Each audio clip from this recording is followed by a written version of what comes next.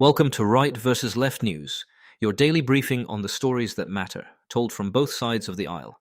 I'm your AI host, Chris, and each day I bring you the most important political and cultural news, with perspectives from conservative and progressive voices.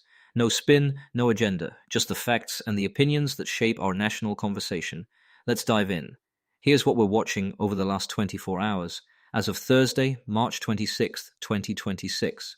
The DHS funding standoff is rippling through airports. Progressives unveiled a federal moratorium bill for AI data centers. The Justice Department's probe of Fed Chair Jerome Powell just stumbled again. The White House set mid-May dates for President Trump's Beijing trip. And a House ethics hearing for Representative Sheila Cherfilus McCormick is on the calendar today.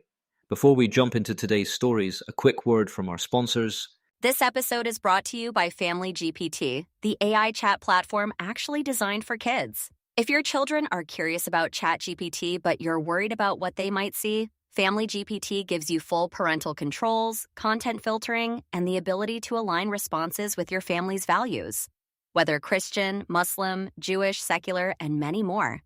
Monitor every conversation, set usage limits, and let your kids explore AI safely. No ads, no data selling, complete privacy. Sign up free at familygpt.chat. Thanks to our sponsors for supporting Right vs. Left News. Now let's get to the headlines. The DHS funding impasse in the Senate has dragged into another day, and the strain is showing at airport checkpoints as TSA staffing thins. Senators are in a high-stakes stare-down over enforcement conditions and how to handle broader administration priorities. Airport disruptions and absenteeism have mounted since the partial DHS shutdown began, and leadership changes haven't stabilized operations. Talks ran late into Wednesday night, still no breakthrough. On the right, commentators argue Democrats are holding up money tied to border enforcement and aviation security, and that keeping DHS unfunded undercuts border control and traveler safety. On the left, voices focus on Republican policy riders and broader White House priorities folded into the bill. They've floated ideas like splitting off TSA funds or limiting interior enforcement dollars, warning that shutdown tactics risk chaos for travelers while hardening policies they oppose. A new front in the AI debate is opening. Senator Bernie Sanders and Representative Alexandria Ocasio-Cortez rolled out a bill to pause new AI data centers nationwide while the government studies power, water, and local impacts. It faces long odds, but it spotlights growing friction between rapid AI buildouts and community and climate concerns. On the right, critics say a pause would kneecap U.S. competitiveness with China. They favor requiring big tech to procure or build its own power, not halting projects, warning a moratorium could raise costs, slow innovation, and push investment abroad. On the left, supporters frame it as a timeout to write rules on water use, backup generation pollution, and electricity costs that can shift to households. They point to state and local moves, including tighter data center siting rules in places like Florida, and call for national standards on siting, transparency, and grid impacts before another wave of projects. The power struggle over the Fed continues.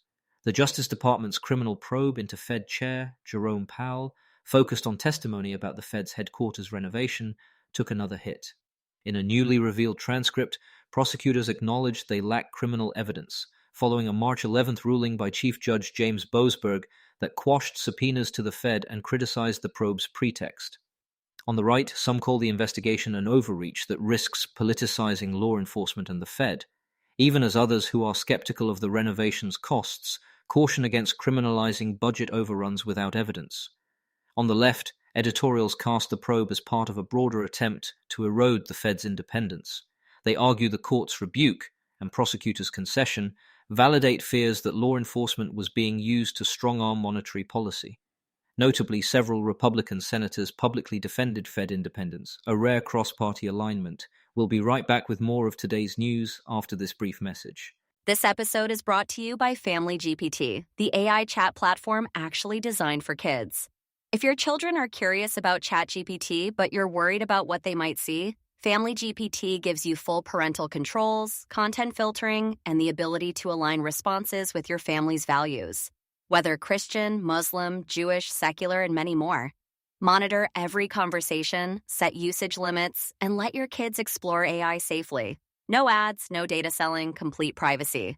Sign up free at familygpt.chat. Thanks again to our sponsors. Now back to the news. US-China diplomacy is getting a reset. The White House set May 14th and 15th for President Trump's rescheduled summit with President Xi in Beijing. The original late March trip was postponed amid the administration's focus on the Iran conflict, and Treasury Secretary Scott Bessent has been laying the groundwork with Vice Premier He Lifeng in Paris.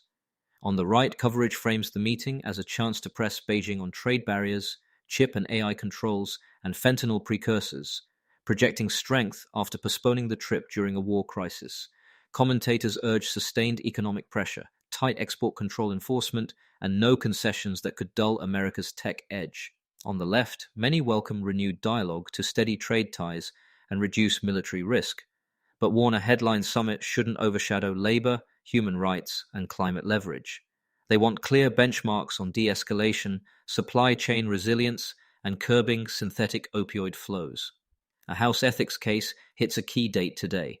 The House Ethics Committee moved Representative Sheila Chafilas McCormick's adjudicatory hearing to today, Thursday, March 26th, after her counsel withdrew earlier this month. Committee leaders announced the shift on March 3rd, part of a crowded month for oversight. On the right, media often highlight ethics cases involving Democrats as a test of consistent enforcement, pressing for transparency and a firm timeline for resolution. On the left, commentators emphasize due process and warn against politicizing committee work in an election year. They want methodical reviews, clear findings, and no trial by soundbite, especially with scheduling and representation changes in play.